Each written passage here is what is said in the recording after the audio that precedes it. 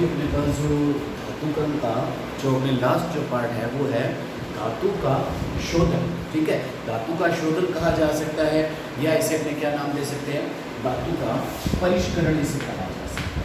ठीक है, धातु का शोधन या परिष्करण किसे कहा जाता है। आपने कहा कि धातुक्रम की विभिन्न विधियों के द्वारा अपने जो धातु प्राप्त की थी, तो धातुक्रम की विभिन्न विधियों के द्वारा जो धातु प्राप्त की थी वो धातु अभी क्या थी, अशुद्ध थी। ठीक है, इस अशुद्ध धातु को क्या कहा जाता है, कच्ची धातु, या इसे क्या नाम दिया जाता है, क्रूड धातु से नाम दिया जाता है। ठीक है, तो हमने कहा कि धातुक्रम के विभिन्न विधियों के द्वारा जो धातु प्राप्त की उसे क्या कहा दिया गया, कच्ची धातु कह दिया जाता है, या इसे क्या नाम दे दिया जाता है, क्रूड धातु इसे नाम दे दिया जाता है। ठीक है, तो आप ये कह सकते हैं कि ये कौन होती है, जिसको आप कह सकते हैं निष्कर्षण की विधि से प्राप्त जो हमारे पास अशुद्ध धातु है, निष्कर्षण की विधि से प्राप्त जो अशुद्ध धातु है इसे क्या कहा जाता है, कच्ची धातु, या क्या कहा जाता है, क्रूड धातु कहा जाता है। अर्थात अपने कह सकते हैं इनमें अभी भी विभिन्न प्रकार की अशुद्धियां मौजूद है। ठीक है, इसमें अभी भी क्या मौजूद है, हमारे पास अशुद्धियां मौजूद है, क्योंकि पूर्ण रूप से ये शुद्ध नहीं है।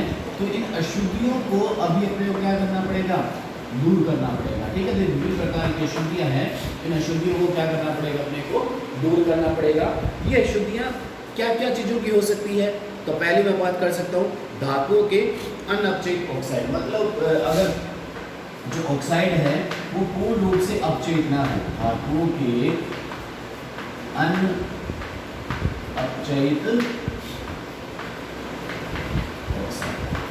ठीक है, जैसे मैं कहा Fe2 होती है, वो पूर्ण रूप से अपचयित नहीं होता है, तो इसकी कुछ मात्रा बची रह जाती है, तो इसे क्या नाम दे दिया जाता है, धातुओं के अनअपचयित ऑक्साइड। दूसरा अपने क्या करते हैं कि जो अगलनीय अशुद्धियों को दूर करने के लिए उसमें क्या मिलाते हैं, गालक। तो गालक पूर्णतः समाप्त न हो, ठीक है, या उसमें से पूर्ण रूप से जो धातुमल है वो धातुमल पूर्ण रूप से निष्कासित न हो। ठीक है, तो ये भी इसके अंदर अशुद्धियाँ हो सकती हैं। या अपने कह सकते हैं कि अन्य अनचाही अशुद्धियाँ भी हो सकती है जिसके बारे में अपने को पता ही न हो, अन्य अनचाही अशुद्धियाँ इसके अंदर मौजूद हो सकती हैं। ठीक है, या आप कह सकते हैं कि जो अधात्मिक तत्व हैं उन अधातुओं की अशुद्धियां हो सकती हैं। ठीक है, अन्य क्या हो सकती है अपने पास, इसमें कह सकते हैं कि जो अधातु अशुद्धि इसके अंदर मौजूद हो सकती है। अब अशुद्ध धातु कौन सी थी, कार्बन, सल्फर की बात कर लेते हैं अपने, कार्बन की, सल्फर की, फॉस्फोरस की, आर्सेनिक की।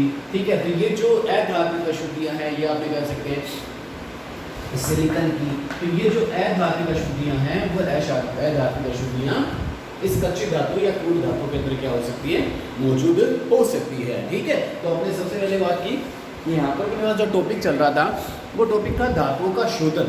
तो धातुओं का शोधन क्या होता है कि अपने का क्या चीज़ है, शोधन की बात अगर करते हैं तो इसमें अपने पास जो चीज़ निकल के आई सामने वो ये थी कि अपने जो धातुक्रम है, भले वो पायरो धातुक्रम है, हाइड्रो धातुक्रम है, तो इन धातुक्रम की विधियों के द्वारा अपने क्या किया गया था, धातुओं का निष्कर्षण किया गया था। तो उस निष्कर्षण से अपने को जो धातु प्राप्त हुई वो कैसे प्राप्त हो रही है, अशुद्ध धातु अपने को प्राप्त हो रही है। ठीक है, तो उस अशुद्ध धातु को क्या करना पड़ेगा, वो शुद्ध करना पड़ेगा। तो विभिन्न विधियां अपनाएंगे जिसके द्वारा इसको क्या किया जाएगा, शुद्ध किया जाएगा। लेकिन हम बात करते हैं कि इसमें अशुद्धि कौन कौन सी हो सकती है, तो मैंने कहा उसके अंदर अशुद्धि के रूप में क्या हो सकता है, धातुओं के अनअपचयित ऑक्साइड। क्योंकि हमने क्या किया था लास्ट प्रक्रम में, जो हमने क्या किया था, धात्विक ऑक्साइड का अपचयन करवाया था। तो धात्विक ऑक्साइड का अपचयन अगर पूर्ण रूप से नहीं होता है, ठीक है, दूसरा उसमें जो मौजूद गालक है, गालक क्या काम करता है, अगलनीय अशुद्धियों को गलनीय अशुद्धियों में परिवर्तित करता है, धातुमल में परिवर्तित करता है।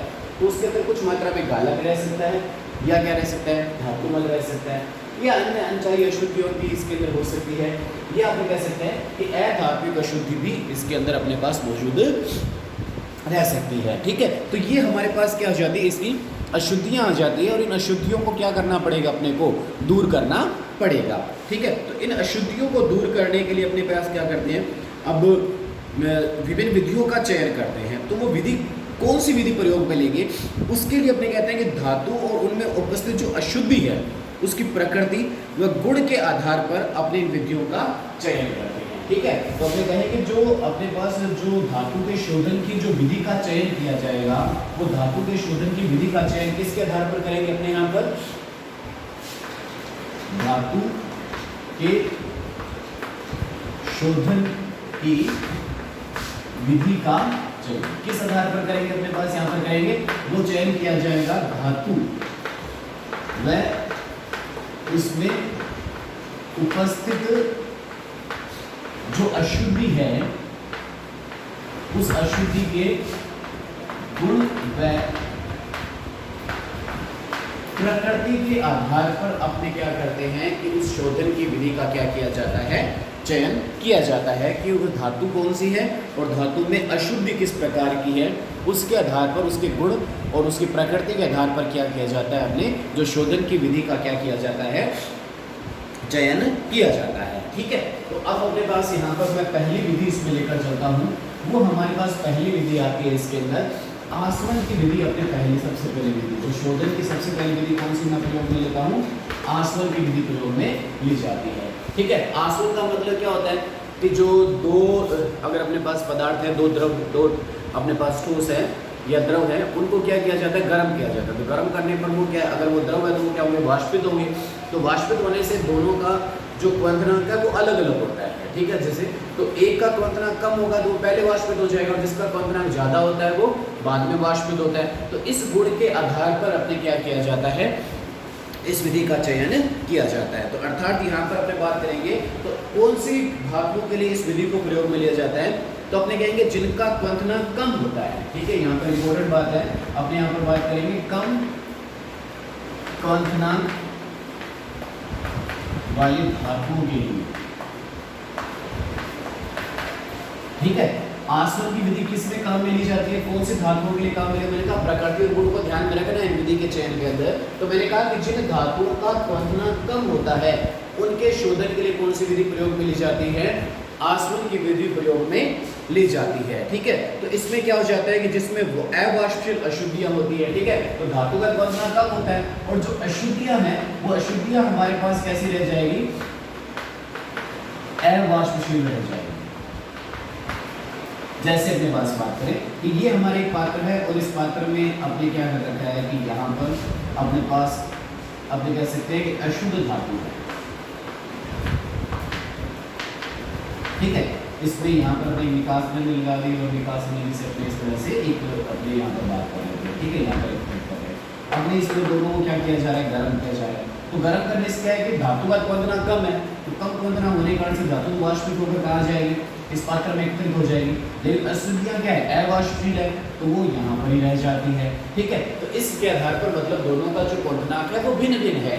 ठीक है, तो भिन्न होने के कारण से धातु का क्वथनांक कम है, जिसके कारण से वो आसानी से क्या हो जाती है, वाष्पशील हो जाती है और इसको क्या किया जा सकता है, दूसरे पात्र में आसानी से क्या किया जा सकता है, एकत्रित किया जा सकता है। इसके अंदर अपने पास अगर धातुओं की अगर मैं बात करता हूँ तो कौन कौन सी धातु इसके अंदर ली जाती है, तो मैं दो धातुओं के उदाहरण लेता हूँ यहाँ पर, एक तो जिंक का और एक लेता हूँ मैं पारा।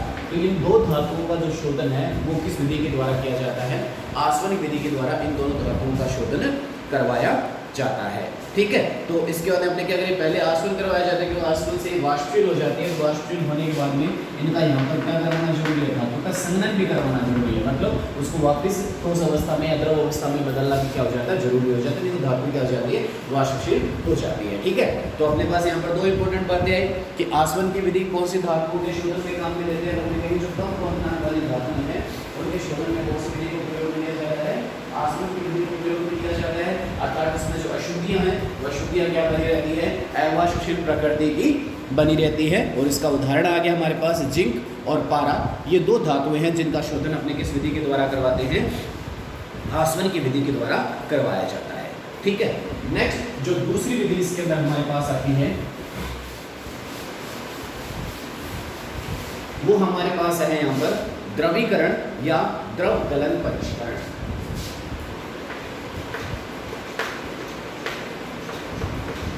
द्रवीकरण या इसको क्या बोलेंगे, द्रव गलन परिष्करण। ठीक है, नाम अपने पास आ रहा है यहाँ पर देखो, द्रवीकरण या द्रव गलन परिष्करण। ठीक है, तो अपने करेंगे कि जिनका मतलब यहाँ पर क्या कर रहे हैं, देखो द्रवीकरण, धातुओं को क्या करना है, द्रव अवस्था में बदलना है। धातुओं को क्या बदलना पड़ेगा, अपने को द्रव अवस्था में बदलना पड़ेगा, अर्थात बात किसकी करेंगे यहाँ पर, गलनांक की बात करेंगे। तो मतलब है इस विधि का चयन कौन सी धातुओं के लिए करेंगे, जो कम गलनांक वाली धातु है। ठीक है, कम गलनांक वाली धातु के लिए कौन सी विधि का चयन करते हैं, अपने द्रवीकरण की विधि का प्रयोग में लिया जाता है। जिन धातुओं का गलनांक कम होता है उन धातुओं के लिए कौन सी विधि काम में लेते हैं, यहाँ पर द्रवीकरण की विधि को प्रयोग में लिया जाता है। ठीक है, इस विधि के द्वारा अपने जो टिन है, लेड है और बिस्मथ, ठीक है, इस विधि के द्वारा कौन सी धातुओं को शोधन किया जा सकता है, टिन, लेड और बिस्मथ जैसी धातुओं का शोधन इस विधि के द्वारा करवाया जा सकता है। इसमें क्या करते हैं, ये जो अशुद्ध धातु है, इस अशुद्ध धातु को एक ढलुए प्लेटफॉर्म पर रख दिया जाता है। ठीक है, ये हमारे पास क्या है, ढलुआ प्लेटफॉर्म हो गया। ठीक है, इस ढलुआ प्लेटफॉर्म के ऊपर उस अशुद्ध धातु को रख दिया जाता है और फिर इसको क्या किया जाता है, गर्म किया जाता है। तो गर्म करने से क्या होगा, जो धातु है वो पिघल कर कहाँ जाएगी, नीचे आ जाएगी। लेकिन जो अशुद्धियां हैं, तो उन अशुद्धियों का जो गलनांक क्या होता है, उच्च होता है, तो वो यहाँ पर ही बनी रहती हैं। ठीक है, तो इसके द्वारा क्या हो जाता है कि दोनों चीजें क्या हो जाती है, पृथक हो जाती है। समझ में आ गया बात आपको। तो ढलुए प्लेटफॉर्म पर रखकर जब गर्म करेंगे तो क्या होगा कि धातु क्या होगी, पिघल कर कहाँ जाएगी, नीचे आ जाएगी, लेकिन जो अशुद्धि है वो अशुद्धि ऊपर ही बनी रहती है। तो इस प्रकार से अपने क्या कर लिया जाता है, इन दोनों का क्या कर लिया जाता है, पृथक्करण कर लिया जाता है। तो गलनांक के आधार पर द्रवीकरण की विधि का चयन अपने करते हैं। ठीक है, तो कौन कौन सी धातुओं का अपने यहाँ पर शुद्धिकरण किया, टिन, लेड और बिस्मथ जैसी धातुओं का जो शोधन है इस विधि के द्वारा करवाया जाता है। ठीक है, तो इसमें अशुद्धियाँ कैसी रह जाती है, अशुद्धियाँ हमारे पास अगलनीय प्रकार की रह जाती है।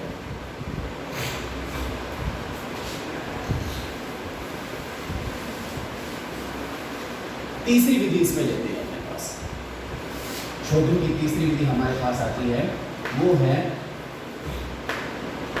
दंड विलोडक विधि। तीसरी विधि क्या है हमारे पास, दंड विलोडक विधि। ठीक है, तो दंड विलोडक या दंड विलोडन विधि इसको अपने नाम दिया जाता है। यह विधि हमारे पास क्या है, तो इसमें क्या किया जाता है अपने इस विधि के अंदर, तो अपने सबसे पहले अपने क्या करते हैं, जो कॉपर धातु में जो उपस्थित कॉपर ऑक्साइड की जो अशुद्धि है, ये विधि किसके लिए काम में लेते हैं अपने, तो सबसे पहले मैं बात करता हूँ कॉपर धातु में उपस्थित कॉपर ऑक्साइड की अशुद्धि को दूर करने के लिए इस विधि का चयन किया जाता है। तो दंड विलोडन की विधि कौन सी अशुद्धि को दूर करने के लिए काम में लेते हैं कि कॉपर धातु में अगर कॉपर ऑक्साइड की अगर अशुद्धि है तो उसको दूर करने के लिए अपने कौन सी विधि काम में लेंगे, यहाँ पर दंड विलोडन विधि को प्रयोग में लिया जाता है। इसमें क्या करते हैं, अपने जो पिघली हुई धातु है, जो अशुद्ध धातु है, इसको एक पात्र में लेकर उसके अंदर जो हरी लकड़ी के जो लट्ठे हैं या जो दंड है उनसे इसको क्या किया जाता है, हिलाया जाता है। ठीक है, क्या करेंगे कि जो हमारे पास अशुद्ध धातु है, इस अशुद्ध धातु को एक पात्र में ले लेंगे, अशुद्ध धातु। ठीक है, लेकिन अशुद्ध धातु कैसी होनी चाहिए, किस अवस्था में होनी चाहिए, उसकी अवस्था कैसी होनी चाहिए, हमारे पास द्रव अवस्था होनी चाहिए। ठीक है, उसको इसमें ले लिया जाएगा पात्र के अंदर। ठीक है, तो द्रव अवस्था में बदलेंगे, इसको गर्म करते रहेंगे यहाँ पर अपने। इसके अंदर क्या है, जो हरी लकड़ी का जो दंड है, ठीक है,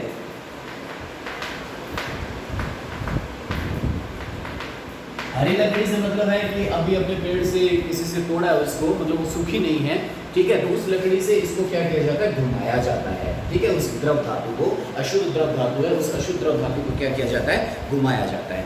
तो घुमाने से क्या होता है कि उस हरी लकड़ी से जो निकलने वाली जो गैसें हैं वो धात्विक ऑक्साइड का क्या कर देती है, अपचयन कर देती है। ठीक है, तो इस हरी लकड़ी से जो निकलने वाली जो गैसें होंगी वो क्या करेगी, उस धात्विक ऑक्साइड का क्या कर देती है, अपचयन कर देती है। और करेगी, इस हरी लकड़ी से जो निकलने वाली जो गैसें होगी वो गैसें क्या करेगी, इस धात्विक ऑक्साइड का क्या कर देगी, अपचयन कर देगी। ठीक है, किस रूप में करेगी, इस ऑक्साइड का जो अपचयन है वो क्या करती है, यहाँ उसका जो अपचयन सल्फर डाइऑक्साइड के रूप में कर सकती है या आर्सेनिक ऑक्साइड के रूप में उसका क्या करवा सकती है, अपचयन करवा सकती है। जो ऑक्साइड है उस ऑक्साइड का अपचयन किस रूप में कर देंगे, या तो सल्फर के ऑक्साइड के रूप में या आर्सेनिक के ऑक्साइड के रूप में उस जो ऑक्साइड है उस ऑक्साइड का क्या करा देती है, यहाँ पर अपचयन करवा देती है। ठीक है, तो इस तरह से जो ये अपचयित पदार्थ है वो क्या कर लेता है, इसके ऊपर एक परत बना लेता है और इस परत को अपने क्या कर लेते हैं, यहाँ से निष्कासित कर देते हैं। या तो वो गैसीय अवस्था में होगा, जैसे सल्फर डाइऑक्साइड है वो तो गैसीय अवस्था में मतलब बाहर निकल जाएगा, या कोई अन्य ऑक्साइड अगर बनता है तो वो परत बना लेगा और उस परत को अपने क्या कर दिया जाता है, वहाँ से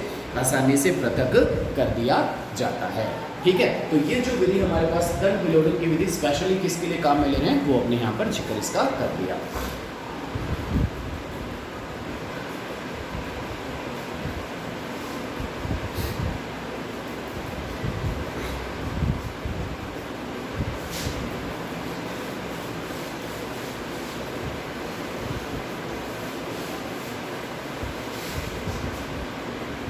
इसके बाद में शोधन की हमारे पास विधि आती है, वो आती है वैद्युत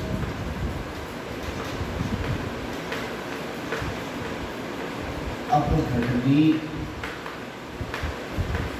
शोधन। ठीक है, शोधन की जो नई विधि हमारे पास आती है वो कौन सी आती है, वैद्युत अपघटनी शोधन। ठीक है, तो इसमें अपने क्या करते हैं कि स्पेशली सबसे पहले अगर अपने बात करें यहाँ पर कौन कौन सी जो धातु हैं उनका शोधन इस विधि के द्वारा किया जा सकता है, तो मैं कहता हूं कि जो कम क्रियाशील धातु है,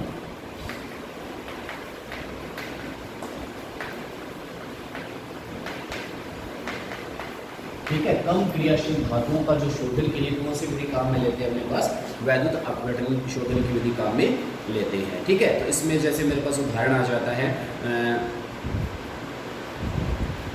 जैसे अपने पास का सिल्वर है, गोल्ड है, प्लेटिनम है, ठीक है, आदि जो अपने पास ये जो विधि है, जैसे कम अपने पास आता है तांबा हो गया या जिंक जो हो गया। ठीक है, तो कौन कम क्रियाशील धातु है, जैसे तांबा और जिंक के शोधन में इस विधि को प्रयोग में लिया जाता है। ठीक है, तो कौन सी धातुओं के शोधन में इस विधि को काम में लेते हैं, अपने तांबा और जिंक के शोधन में वैद्युत अपघटनी विधि को प्रयोग में लिया जाता है। इस विधि में अपने क्या करते हैं, तो इस विधि के अंदर मैं बात करता हूँ कि अपने पास यहाँ पर एक सेल को प्रयोग में लिया जाता है। सेल कैसे, जैसे अपने वैद्युत अपघटनी सेल है उसको प्रयोग में लिया जाता है। तो इसमें क्या करेंगे, जो अशुद्ध धातु है, ठीक है, उस अशुद्ध धातु का क्या बनाया जाता है, एनोड बनाया जाता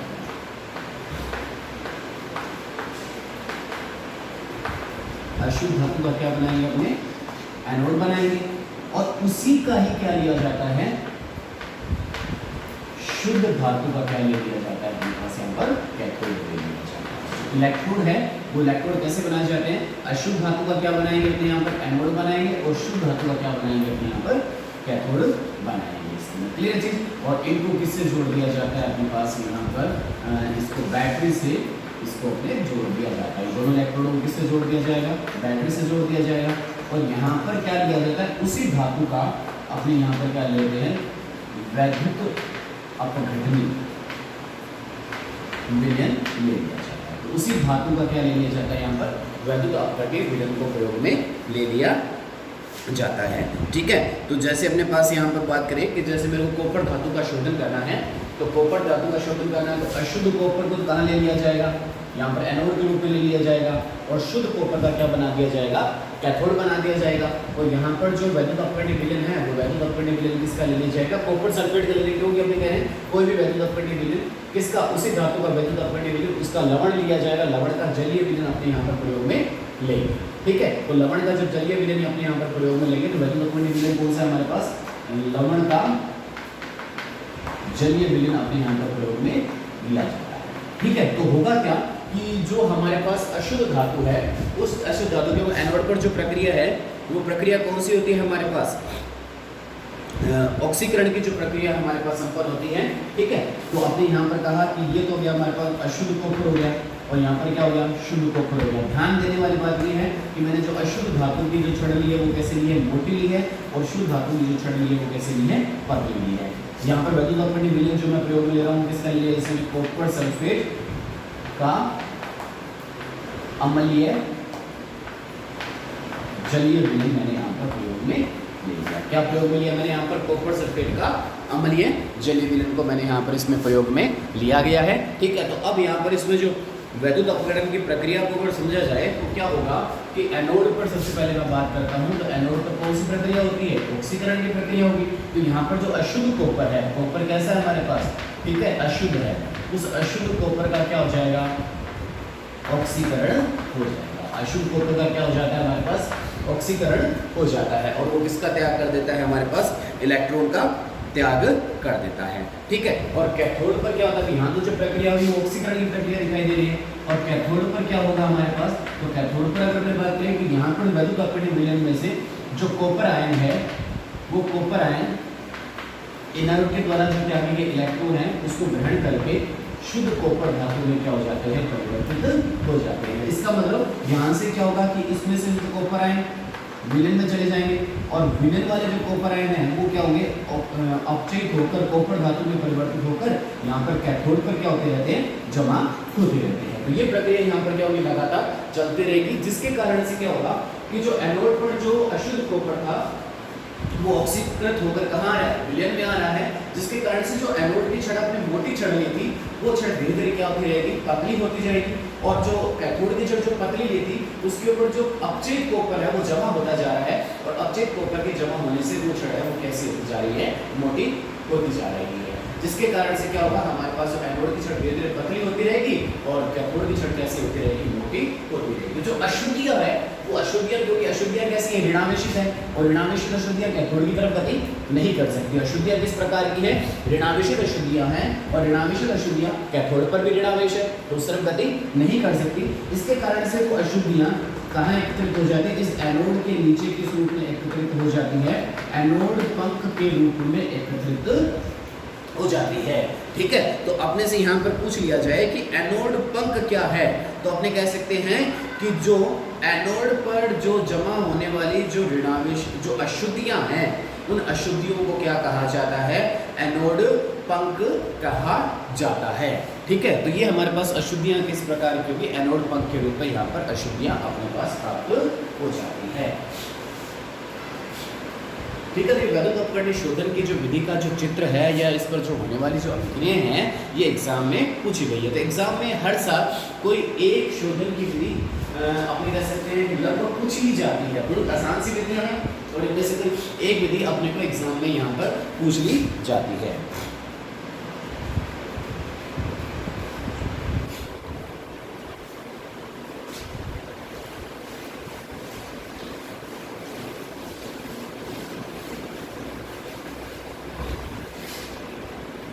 अगली विधि हमारे पास आती है इसमें, वो है क्षेत्र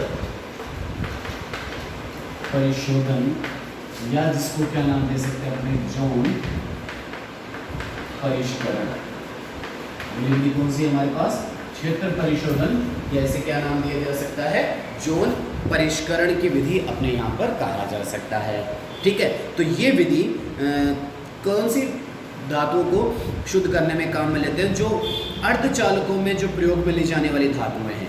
ठीक है, अर्धचालकों में कौन कौन सी धातुओं को अर्धधातुओं को प्रयोग लेते हैं, अपने अधातुओं जो उप धातुओं को काम में लेते हैं। पहले कौन सी आती है, सिलिकॉन, और दूसरी कौन सी आती है, जर्मेनियम। ठीक है, तो इनको अति शुद्ध रूप में परिवर्तित करने के लिए कौन सी विधि को काम में लेते हैं अपने पास, क्षेत्र परिशोधन या जोन परिष्करण की विधि प्रयोग में ली जाती है। ठीक है, तो अपने बात करेंगे जो अर्धचालक निर्माण में जिन उप धातुओं का प्रयोग होता है, ठीक है, अर्धचालक निर्माण में जिन उप धातुओं का प्रयोग किया जाता है उनके शोधन में कौन सी विधि काम में ली जाती है, तो क्षेत्र परिशोधन या जोन परिशोधन की विधि काम में लेते हैं। तो इस विधि का सिद्धांत क्या है, किस सिद्धांत पर ये कार्य करती है, तो उस सिद्धांत की मैं बात करता हूँ। ठीक है, जो क्षेत्र परिशोधन है या जो जोन परिष्करण की जो विधि है वो किस सिद्धांत पर कार्य करती है, तो अपने इसका सिद्धांत अगर मैं बताता हूँ यहाँ पर, तो ये क्या है कि जो पिघली अवस्था में जो अशुद्ध धातु को ठंडा करने पर शुद्ध धातु का क्रिस्टलन होता है। ठीक है, तो क्या होता है कि अपने क्या करेंगे, जो पिघली हुई जो अशुद्ध धातु है उसको अगर ठंडा करेंगे। ठीक है, सिद्धांत क्या है यहाँ पर इसमें, वो क्या कह रहा है, जो पिघली हुई अशुद्ध धातु को जब ठंडा किया जाता है तो क्रिस्टलीकरण सिर्फ शुद्ध धातु का होता है। ठीक है, क्रिस्टलीकरण किसका होगा? सिर्फ शुद्ध धातु का होगा, और जो अशुद्धियां हैं वो अशुद्धियां गलित अवस्था में रह जाती हैं, तथा अशुद्धियां गलित अवस्था में बची। ठीक है, समझ आ गई बात आपको? क्या करेंगे, जो अशुद्ध धातु है उस अशुद्ध धातु को अपने पिघला लेंगे और पिघलाकर उसको क्या किया जाएगा? ठंडा किया जाएगा, मतलब उसका क्रिस्टलीकरण करवाएंगे। तो ठंडा करने पर क्या होगा, जो धातु है उसका तो क्रिस्टलीकरण हो जाएगा, लेकिन अशुद्धियां हैं वो अशुद्धियां किस अवस्था में बनी रहती है? गलित अवस्था में ही बनी रहती है। ठीक है, तो इसके कारण से एक ठोस अवस्था में बदल गई और एक क्या होगी? गलित अवस्था में रहेगी। तो दोनों को क्या किया जा सकता है? ठोस को उस गलित अवस्था से क्या किया जा सकता है? पृथक किया जा सकता है। ठीक है, तो अपने क्या करते हैं, इसमें क्या करते हैं, जो अशुद्ध धातु है इसकी एक पतली छड़ को अपने यहाँ पर क्या करते हैं, जो अशुद्ध धातु है, जैसे मेरे पास यहाँ पर एक अशुद्ध धातु लेनी मैंने, ये मेरे पास एक अशुद्ध धातु है। ठीक है, तो इस अशुद्ध धातु की एक पतली छड़ ली मैंने, और इस पतली छड़ को मैंने यहाँ पर एक वर्ताकार, इसके ऊपर क्या लगाया गया? एक वर्ताकार हीटर लगाया गया। ठीक है, वर्ताकार क्या लगा दिया हमने? इसके ऊपर एक हीटर लगा दिया। तो वर्ताकार हीटर लगाने से क्या होगा, ये जो वर्ताकार हीटर चलित है, ठीक है, कैसा है? चलित। चलित का मतलब क्या हो गया? इस छड़ के ऊपर ये चलता है, इसको चलाया जाता है। यहाँ से जैसे इस यहाँ पर था ये, इसको मैं धीरे धीरे इस दिशा में आगे की तरफ क्या कर रहा हूँ? चलाता जा रहा हूँ। और अक्रिय गैस वातावरण, वातावरण कैसा रखा जाता है? अक्रिय गैस वातावरण। इस पूरी प्रक्रिया में वातावरण कैसा रखेंगे? अपने अक्रिय गैस वातावरण रखेंगे, जिससे क्या होगा, ये जब हीटर चलेगा तो हीटर जिस धातु के संपर्क में आएगा, जहां पर संपर्क में आएगा, तो वहां से वो धातु क्या हो जाएगी? पिघल जाएगी। अशुद्ध धातु क्या हो जाएगी? पिघल जाएगी। और जैसे ही हीटर आगे की तरफ बढ़ेगा तो अशुद्धियां तो पिघली हुई अवस्था में रह जाएगी, लेकिन क्या होगा, जो धातु है वो धातु क्या हो जाएगी? क्रिस्टलीकृत हो जाएगी। ठीक है, तो जैसे मैंने यहाँ से हीटर चलाना शुरू किया तो यहाँ की जो धातु है वो क्या होगी? पिघल गई। धातु प्लस जो अशुद्धियां वो पिघल गई। ठीक है, लेकिन जैसे हीटर आगे गया तो यहाँ की जो धातु है उसका तो क्या हो गया? क्रिस्टलीकरण हो गया। ठीक है, धातु क्या हो गई? क्रिस्टलीकृत हो गई। लेकिन अशुद्धियां किस अवस्था में रहेगी? अशुद्धियां अपने किस अवस्था में रहेगी? गलित अवस्था में रहेगी। ठीक है, तो जैसे जैसे ये आगे चलता रहता है, ये प्रक्रम होता जाता है, धातु का क्रिस्टलीकरण होता रहता है और अशुद्धियां क्या रहती है? गलित अवस्था में रहती है। तो इस प्रक्रिया को बार बार दोहराकर अपने क्या करते रहते हैं कि वो गलित अवस्था इसमें से क्या होती रहेगी? अलग होती रहेगी। तो इस तरह से धीरे धीरे उस क्षण को क्या कर लिया जाता है? पूर्ण रूप से शुद्ध कर लिया जाता है। ठीक है, समझ आई बात आपने? अपने क्या करते हैं कि जैसे मैंने यहाँ पर एक जो अशुद्ध धातु है, उस अशुद्ध धातु की मैंने क्या ले रखी है? एक छड़ ले रखी है, और अशुद्ध धातु की छड़ के ऊपर मैंने क्या कर रहा हूँ? यहाँ पर एक वर्ताकार रोलर मैं यहाँ पर घुमा रहा हूँ। ठीक है, कैसे? जैसे मैं यहाँ पर बात करता हूँ कि ये मेरे पास एक अशुद्ध धातु की छड़ है और इसके ऊपर मैंने ये वर्ताकार रोलर घुमा रहा हूँ। इस तरह से वर्ताकार रोलर इसके ऊपर घूमेगा, और वर्ताकार जो रोलर है वो हीटर है, जो जैसे जैसे इसमें निकलेगा इस अशुद्ध धातु को क्या कर देगा? पिघला देगा। ठीक है, तो जैसे ही आगे चलेगा तो वो जो पिघली हुई धातु है उसका तो क्रिस्टलीकरण हो जाएगा, लेकिन अशुद्धियां क्या रह जाएगी? द्रव अवस्था में रह जाएगी। अब द्रव अवस्था में होने के कारण से वो उस धातु की छड़ से क्या होती रहेगी?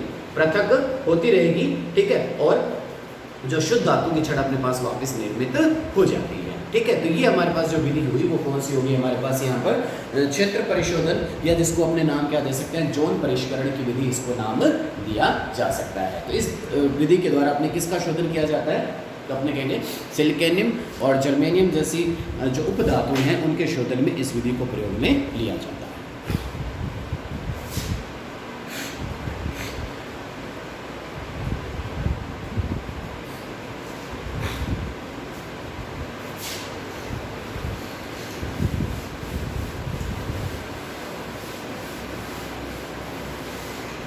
इसके बाद में शोधन की जो अगली विधि है वो है वाष्प प्रावस्था परिष्करण।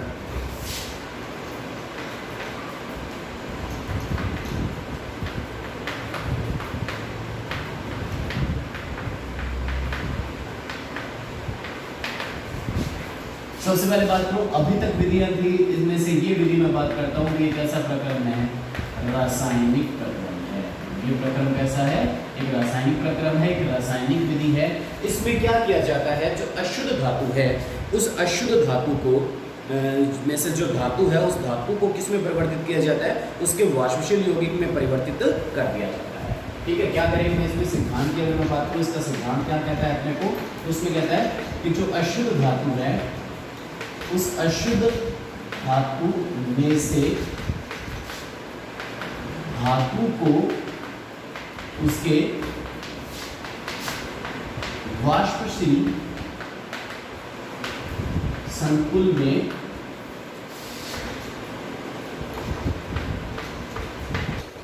परिवर्तित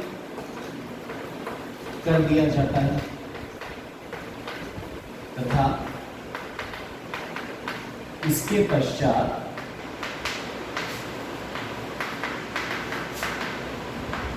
इस संकुल का विघटन करवा दिया जाता है। ठीक है, तो क्या होगा कि जो अशुद्ध धातु है उस अशुद्ध धातु में से धातु को तो किसमें परिवर्तित कर दिया, वाष्पशील संकुल में परिवर्तित कर दिया, लेकिन अशुद्धियां किस अवस्था में रहेगी, ठोस अवस्था में रहेगी। तो उस वाष्पशील संकुल को दूसरे पात्र में क्या कर लेंगे, एकत्रित कर लेंगे, जबकि अशुद्धियां उसी पात्र में रह जाती हैं। जैसे इस पात्र में हमारे पास क्या थी, यहाँ पर अशुद्ध धातु थी। ठीक है, उस अशुद्ध धातु को अपने क्या कर दिया, किसी के साथ अभिक्रिया करवाकर उसको वाष्पशील संकुल में परिवर्तित कर दिया, और उस वाष्पशील संकुल को अपने क्या कर लेते हैं, दूसरे पात्र में यहाँ पर एकत्रित कर लिया जाता है। अशुद्धियां हमारे पास यही रह जाएगी, जबकि धातु वाष्पशील होने के कारण से दूसरे पात्र में चली जाती है। ठीक है, और उस वाष्पशील संकुल को फिर क्या कर लिया जाता है, आगे विघटित करवा देंगे। तो विघटित करवाने पर धातु पुनः किस अवस्था में आ जाएगी, ठोस अवस्था में आ जाएगी, और जो इसमें जो संकुल में जो अपने जो पदार्थ को प्रयोग में लिया था वो क्या है, गैसीय अवस्था में होने के कारण से उससे क्या हो जाता है, पृथक हो जाता है। ठीक है, तो ये जो आपको इसका सिद्धांत हमारे पास वाष्प अवस्था परिष्करण का जो सिद्धांत है आपको समझ में आ गया होगा। ठीक है, इसके अंदर हमें दो विधियां इसमें काम में ली जाती है वाष्प अवस्था परिष्करण के अंदर। पहली जो विधि हमारे पास आती है वो आती है मान प्रक्रम। पहली विधि कौन सी काम में ली जाती है मेरे पास, मान प्रक्रम विधि को प्रयोग में लिया जाता है। ये जो मान प्रक्रम विधि है सामान्यतः अपने कौन सी धातु के शोधन के लिए काम में लेते हैं, तो मैं कहता हूँ निकल धातु के शोधन के लिए कौन सी विधि को काम में लिया जाता है, मान प्रक्रम की विधि को काम में लिया जाता है। इसमें क्या करते हैं कि जो अशुद्ध निकल है हमारे पास, ठीक है, निकल कैसा है हमारे पास, अशुद्ध है, इसके अंदर जो अशुद्धियां मौजूद हैं उस अशुद्ध निकल की अभिक्रिया किस साथ करवाते हैं, कार्बन मोनोऑक्साइड के साथ करवाई जाती है। अशुद्ध निकल की अभिक्रिया के साथ करवा देंगे, अपने कार्बन मोनोऑक्साइड के साथ करवाएंगे।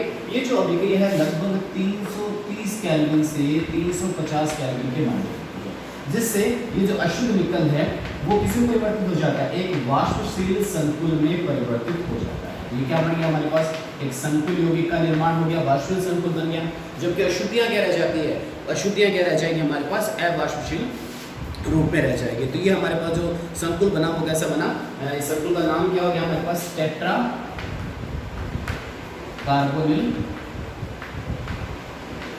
निकल, टेट्रा कार्बोनिल निकल शून्य। ऑक्सीकरण अवस्था को शून्य इसमें दर्शाया जाता है। जो हमारा संकुल यौगिक जो चैप्टर है उसके अंदर संकुल यौगिकों के नामकरण की जो विधि को अपने प्रयोग में लिया जाता है। ठीक है, फिर क्या करते हैं कि जो ये संकुल यौगिक जो हमारे पास बना है इसको क्या करेंगे, उच्च ताप पर गर्म कर देंगे। संकुल यौगिक को क्या करेंगे, अपने यहाँ पर उच्च ताप पर गर्म करेंगे, और उच्च ताप पर गर्म करने पर ये जो संकुल यौगिक है वो क्या हो जाता है, विघटित हो जाता है। ठीक है, तो उच्च ताप पर लगभग इसको 450 से अपने 470 केल्विन तक इसको गर्म किया जाता है, जिससे क्या हो जाता है, निकल शुद्ध धातु में परिवर्तन हो जाएगा, जबकि कार्बन मोनोऑक्साइड इसमें से क्या हो जाती है, पृथक हो जाती है। ठीक है, तो ये जो हमारे पास जो सिद्धांत है उसी सिद्धांत पर कार्य करते हुए अपने इसको काम में ले लिया। ठीक है, तो धातु को तो वाष्पशील संकुल में परिवर्तित कर दिया, जबकि अशुद्धियां कैसे रहती है हमारे पास, अवाष्पशील होने के कारण से वो ही उसी पात्र में हमारे पास शेष बची रहती है। ठीक है,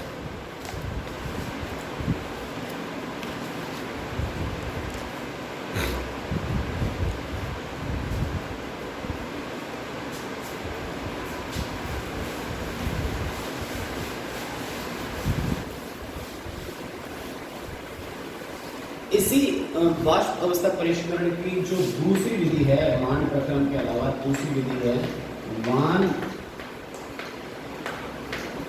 ऑर्किल। दूसरी विधि हमारे पास कौन सी है, हमारे पास वान ऑर्किल विधि।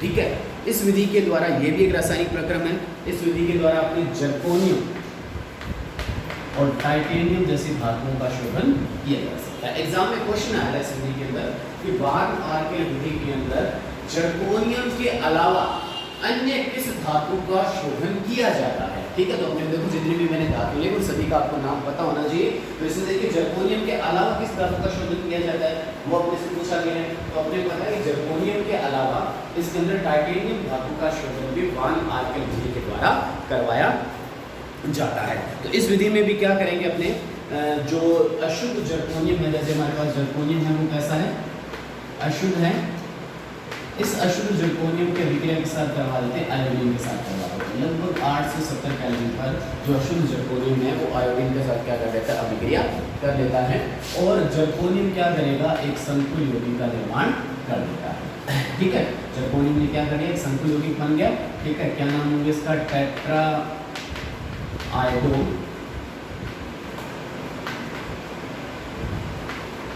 जर्कोनियम और टाइप का अपने पास यहाँ पर संकुल बन गया।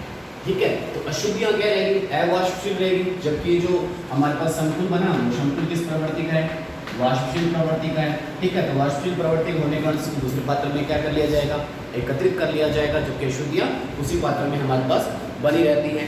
ठीक है, अब जो हमारे पास जो संकुल यौगिक बना, इस संकुल यौगिक का उच्च ताप पर लगभग 1800 केल्विन तापमान पर टंगस्टन तंतु की उपस्थिति में इसका क्या कर लिया जाता है, विघटन करवा दिया जाता है, जिससे हमारे को यहाँ पर क्या प्राप्त हो जाता है, शुद्ध जर्कोनियम की प्राप्ति हो जाती है। ठीक है, तो इसी तरह से अपने इसी आयोडीन की अभिक्रिया किसके साथ करवा देते हैं, अपने टाइटेनियम के साथ में भी कर सकता है। ठीक है, तो आयोडीन टाइटेनियम के साथ अभिक्रिया करके यहाँ पर TaI4 प्रकार का यौगिक बना लेगा। ठीक है, तो सेम प्रक्रिया यहाँ पर टाइटेनियम के लिए भी यहाँ पर रह सकती है। ठीक है, तो टाइटेनियम के लिए भी सेम विधि यहाँ पर अपने प्रयोग में ली जाती है।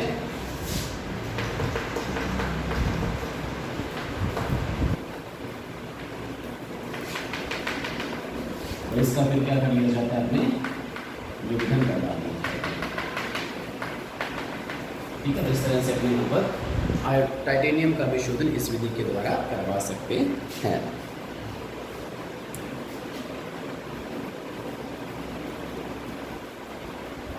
तो ये धातु के शोधन की अपने पास वार्न आर्केल विधि, दूसरी विधि हमारे पास आ गई जो वाष्प अवस्था परिष्करण का ही दूसरा अपने पास यहाँ पर ध्यान दे रहे थे, रासायनिक प्रक्रम के द्वारा इनका शोधन किया गया था। इसके अलावा जो अपने पास अंतिम विधि इसकी आ रही है वो हमारे पास है यहाँ पर वर्ण लेखकी विधि। कौन सी विधि है हमारे पास, नंबर तो मेरे को याद नहीं कौन सी विधि कर रहा हूँ मैं यहाँ पर, विधि का नाम लिख देता हूँ मैं यहाँ पर, वर्ण लेखकी विधि। ठीक है, तो वर्ण लेखकी विधि के द्वारा अपने क्या करेंगे, अशुद्ध धातु का क्या करवाया जाता है, शोधन करवाया जाता है। ठीक है, तो अब ये वर्ण लेखकी विधि जिसको अपने क्रोमेटोग्राफी विधि भी कहा जाता है, क्या नाम दिया जा सकता है इसको, क्रोमेटोग्राफी वर्ण लेखकी विधि, या इसे क्या कहा जा सकता है, क्रोमेटोग्राफी भी अपने यहाँ पर कहा जा सकता है। ये विधि क्या है, तो अपने क्या करते हैं कि वे तत्व या पदार्थ जो प्रकृति में अत्यंत सूक्ष्म मात्रा में पाए जाते हैं, ठीक है, उनके शोधन के लिए कौन सी विधि काम में लेते हैं, अपने पास वर्ण लेखकी विधि काम में ली जाती है। ठीक है, तो अपने किस में काम में लेते हैं, पहली बात मेरे पास यहाँ पर आ गई कि अत्यंत सूक्ष्म मात्रा में पाए जाने वाले पदार्थ की विधि। ये विधि किसके उपयोगी है, अपने कहते हैं अत्यंत सूक्ष्म मात्रा में जो पाए जाने वाले पदार्थ है उनके शोधन के लिए अपनी कौन सी विधि काम में ली जाती है, वर्ण लेखकी विधि को प्रयोग में लिया जाता है।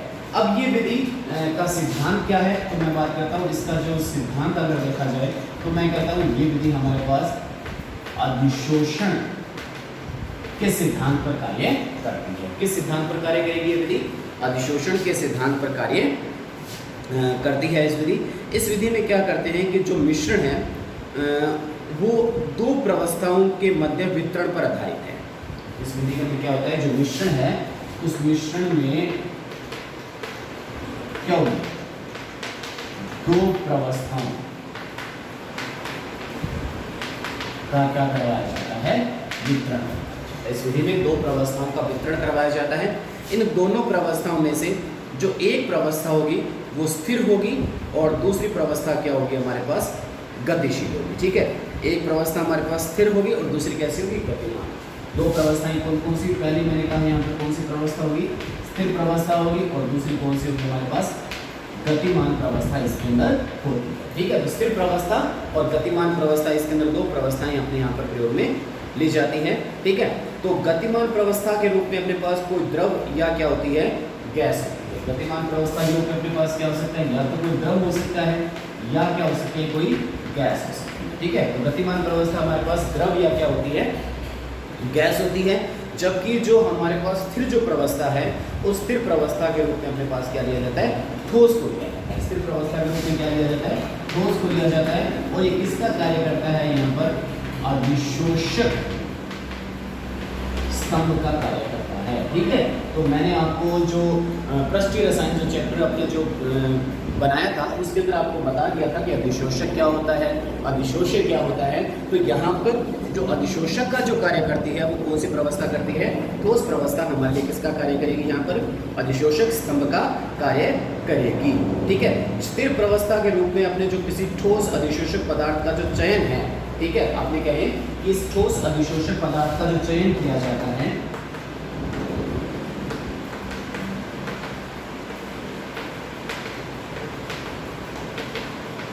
ठीक है, वो किस आधार पर किया जाता है, उसका सिद्धांत क्या है। तो ठोस अधिशोषक पदार्थ के चयन के लिए अपने जो सिद्धांत काम में लिया जाता है वो सिद्धांत क्या है कि मिश्रण के विभिन्न घटकों की अधिशोषण क्षमता क्या होनी चाहिए, भिन्न भिन्न होनी चाहिए। ठीक है, तो अपने इसमें पहली बात क्या लेते हैं कि मिश्रण के विभिन्न घटकों की अधिशोषण क्षमता भिन्न भिन्न, उनकी अधिशोषण क्षमता एक जैसे नहीं होनी। जो मिश्रण लिया गया है उस मिश्रण की जो अधिशोषण क्षमता है भिन्न भिन्न होनी चाहिए। एक की अधिशोषण क्षमता कम हो सकती है और दूसरे की अधिशोषण क्षमता क्या हो सकती है, ज़्यादा हो सकती है। ठीक है, दूसरा हमने कह सकते हैं जो स्थिर प्रवस्था और गतिमान प्रवस्थाओं की भौतिक अवस्था, प्रकृति के गमन के प्रक्रम पर निर्भर के कारण से इनके बारे में अपने को पूर्ण जानकारी होना अपने को यहाँ पर आवश्यक हो जाती है। ठीक है, तो अब अपने पास जो वर्ण लेख की जो विधि है वो वर्ण लेख की विधि हमारे पास कई प्रकार की होती है। जैसे अधिशोषण वर्ण लेख की है, वितरण वर्ण लेख की है या आयन विनिमय वर्ण लेख की है। ठीक है, तो अपने पास यहाँ पर आपको सिद्धांत इसका समझ में आ गया। आपने कहा कि जो वर्ण लेखकी है वो वर्ण लेखकी कई प्रकार की होती है। अपने को यहाँ पर कई प्रकार की वर्ण लेखकी का जिक्र अपने को मिलता है। पहली कौन सी होती है, इसलिए जैसे अपने पास आ जाती है अधिशोषण वर्ण लेखकी विधि आ जाती है। ठीक है, पहली विधि कौन सी हमारे पास, अधिशोषण वर्ण लेखकी। दूसरी अपने ले सकते हैं इसके अंदर, वो हमारे पास आ जाती है वितरण वर्ण लेखकी आ जाती है। ठीक है, और तीसरी इसके अंदर अपने पास जो आ जाती है वो आ जाती है हमारे पास आयन विनिमय वर्ण लेखकी।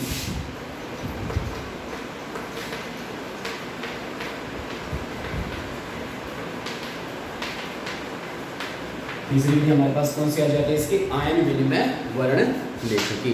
ठीक है, तो अपने यहाँ पर जो अधिशोषण वर्ण लेखकी में सामान्यतः अपने स्तंभ वर्ण लेखकी और वितरण वर्ण लेखकी में अपने किसका प्रयोग लेते हैं, अपने कागज वर्ण लेखकी का प्रयोग लेते हैं। अधिशोषण वर्ण लेखकी में किसका प्रयोग लेते हैं, अपने स्तंभ वर्ण लेखकी को प्रयोग में लेते हैं। इसके अंदर अपने कौन से को लेते हैं, कागज वर्ण लेखकी को प्रयोग में लिया जाता है। इसकी डिटेल नहीं करूँगा मैं क्योंकि अपने वहाँ पर डिटेल नहीं करनी है। अपने को जो यहाँ पर कौन सी करनी है, अधिशोषण वर्ण लेखकी का जिक्र करना है। तो अधिशोषण वर्ण लेखकी विधि में यहाँ पर करेंगे क्योंकि वही हमारे यहाँ पर काम की विधि है। तो उस अधिशोषण वर्ण लेखकी को अपने क्या नाम दिया जा सकता है, स्तंभ वर्ण लेखकी।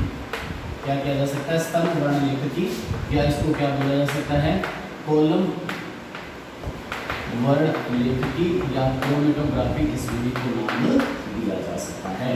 तो स्तंभ वर्ण लेखकी या कॉलम वर्ण लेखकी जो विधि है वो व्याप विधि क्या है, तो आपने कहा यह विधि किसके लिए काम में ली जाती है, जो प्रकृति में सूक्ष्म मात्रा में जो पाए जाने वाले पदार्थ है उनके शोधन में इस विधि को प्रयोग में लिया जाता है।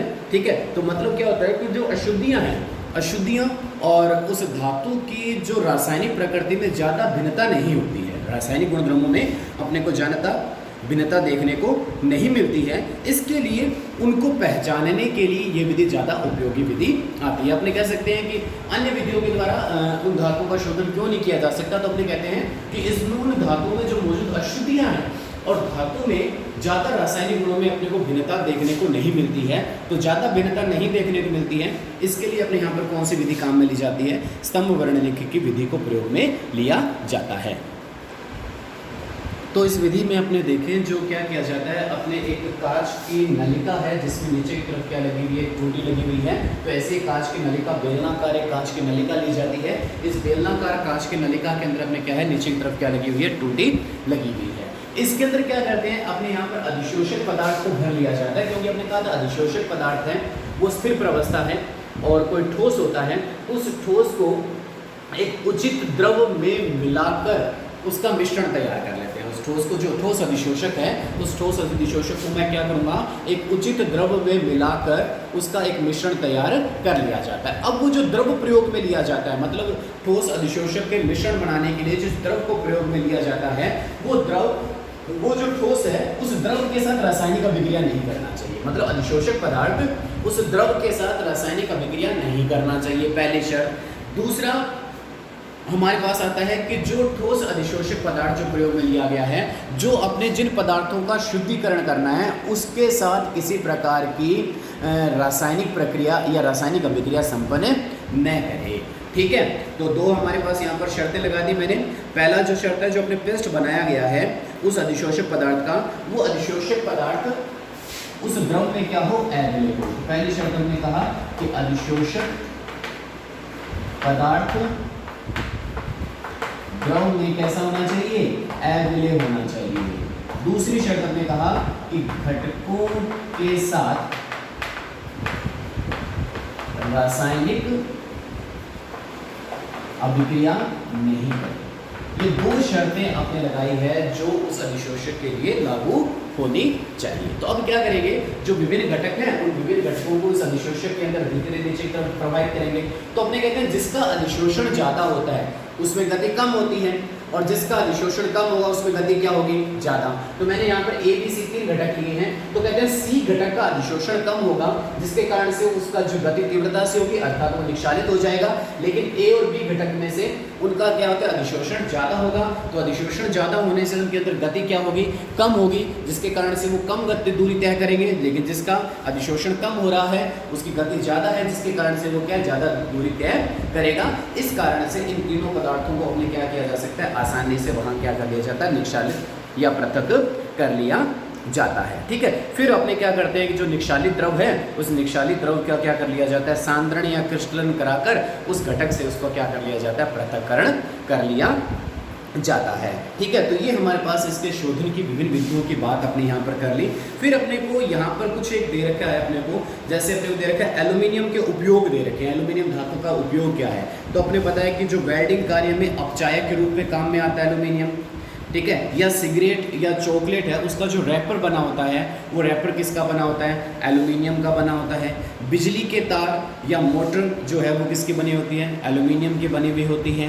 ठीक है, इसी तरह से अपने कहते हैं कि जो एल्यूमिनियम का जो उपयोग है फोटोग्राफी बल्ब में चमक उत्पन्न करने में इसको काम में लेते हैं। ध्यान रखना है, उपयोग अपने पास इंपॉर्टेंट है। ठीक है, तो इंपॉर्टेंट अपने पास उपयोग लेते हैं, उपयोगों को अपने को थोड़ा सा ध्यान से देखना है। ठीक है, कि उपयोग कौन से धातु का क्या उपयोग है। सबसे पहले अपने पास एल्यूमिनियम का जो उपयोग देखते हैं, अपने पास एल्यूमिनियम धातु का उपयोग क्या आता है अपने पास। तो मैंने सिंपल उपयोग आपको बताया। पहला उपयोग मैंने क्या बताया कि जो एल्यूमिनियम धातु का जो उपयोग है वेल्डिंग कार्य में किस रूप में लिया जाता है, उसको अपचायक के रूप में काम में लिया जाता है। ठीक है, तो पहला काम हो गया इसका, अपने कहते हैं कि वेल्डिंग कार्य में अपचायक। दूसरा, सिगरेट व चॉकलेट के रैपर इसके बने हुए होते हैं। ठीक है, उसके ऊपर का जो कवर है वो उसका बना होता है। तीसरा, जो विद्युत तार है वो विद्युत तार किसके बने होते हैं, एल्यूमिनियम के बने होते हैं। चौथा अपने कहते हैं कि जो फोटोग्राफी बल्ब में चमक उत्पन्न करने में, चौथा इसका जो काम आता है वो क्या आता है, फोटोग्राफी जो की जाती है उसमें जो बल्ब लगाते हैं, फोटोग्राफी बल्ब में चमक उत्पन्न करने में किसको काम में लिया जाता है? एल्यूमिनियम को प्रयोग में लिया जाता है। ठीक है, इसमें क्या करते हैं? एल्यूमिनियम चूर्ण का प्रयोग लेते हैं अपने। सामान्यतः किसको काम में लिया जाता है? एल्यूमिनियम चूर्ण को प्रयोग में लिया जाता है। इसके बाद में अपने किसका उपयोग देते हैं? कॉपर का उपयोग देखते हैं कि कॉपर का क्या उपयोग है। ठीक है, तो कॉपर का पहला जो उपयोग है अपने पास कहते हैं कि कॉपर क्या होता है? विद्युत का सुचालक होता है। ठीक है, तो विद्युत का सुचालक होने के कारण से इसका जो उपयोग है वो कैलोरी मापी या विद्युत केबल निर्माण में इसको काम में लिया जाता है। पहला उपयोग इसका हो गया कि विद्युत का सुचालक होने के कारण से कैलोरी मापी या विद्युत तार बनाने में इसको काम में लिया जाता है। दूसरा जिसका उपयोग है ये क्या है? फफूंद नाशक है। कौन सा? कॉपर सल्फेट का। ठीक है, तो फफूंद नाशी के रूप में कॉपर को काम में लिया जाता है। कॉपर सल्फेट का जो जलीय विलयन है वो फफूंद नाशी के रूप में लिया जाता है। या सोने और चांदी के आभूषणों को कठोर बनाने में। तीसरा उपयोग है सोने व चांदी के आभूषण को कठोर बनाने में अपने किसको काम में लिया जाता है? कॉपर धातु को प्रयोग में लिया जाता है। ठीक है, इसके अलावा जिंक का उपयोग अपने देख सकते हैं।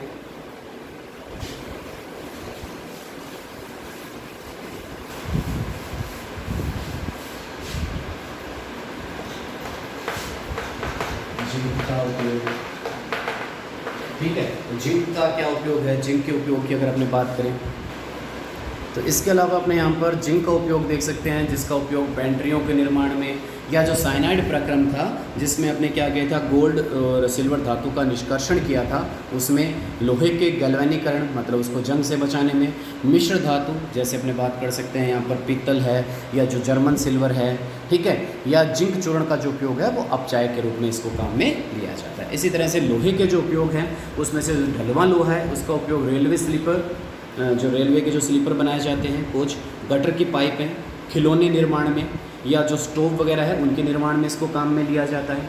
पिटवा लोहा है उसका जो उपयोग अगर देखते हैं तो तार है, कीले हैं, कृषि उपकरण है या जो भवन निर्माण में इसको काम में लिया जाता है। ठीक है, तो ये हमारे पास इन धातुओं के क्या हो गए? उपयोग आ गए। इसके बाद में हमारे पास आता है इस्पात या स्टील की उपयोगिता। तो विभिन्न प्रकार के स्टील मैंने यहाँ पर लिखे हैं, जैसे स्टेनलेस स्टील है जिसमें 73% आयरन होता है, 18% क्रोमियम होता है, 8% निकल होता है और बाकी इसमें कार्बन है। इसका जो उपयोग है ऑटोमोबाइल के कलपुर्जे निर्माण में, बर्तन, साइकिल, ब्लेड या घड़ियों के केस निर्माण में इसको काम में लिया जाता है। इसी तरह से निकल स्टील 97% आयरन, 2.5% निकल और 0.5% क्या है? कार्बन है। इसका उपयोग वायुयान के पुर्जे, गियर, तार या जो ड्रिलिंग मशीन है उनको निर्माण में इसको काम में लिया जाता है। इनवार जिसमें 64% आयरन और 36% उसमें अपने पास निकल होता है। इसका उपयोग जो घड़ी के जो पेंडुलम है, मापक यंत्र है या जो मीटर स्केल निर्माण में इसको काम में लिया जाता है। टंगस्टन स्टील, इसके अंदर 94% तक आयरन, 5% टंगस्टन और बाकी कार्बन होता है। इसका उपयोग उच्च दाब पर काटने वाले औजार निर्माण में इसको काम में लिया जाता है। फिर मैग्नीज स्टील, इसके अंदर 86% आयरन, 13% मैग्नीज और बाकी कार्बन है। इसका उपयोग जो तिजोरी है या रेलवे लाइनों को निर्माण में इसको काम में लिया जाता है। ठीक है, तो तिजोरी किससे बनाई जाती है? मैग्नीज स्टील से बनाई जाती है। क्रोम स्टील, इसमें 98% तक आयरन होता है और 2% क्रोमियम होता है। इसका उपयोग बेरिंग या जो रेती जो उसको काटने के लिए अपने काम में लेते हैं उसको अपने इससे निर्माण किया जाता है। ठीक है, तो इस तरह से आपने क्या है कि इन विभिन्न प्रकार के जो स्टीलों के उपयोगों के बारे में अपने यहाँ पर अध्ययन किया और इसी के साथ ही हमारा जो धातुक्रम जो चैप्टर है वो धातुक्रम चैप्टर कंप्लीट हो जाता है। ठीक है।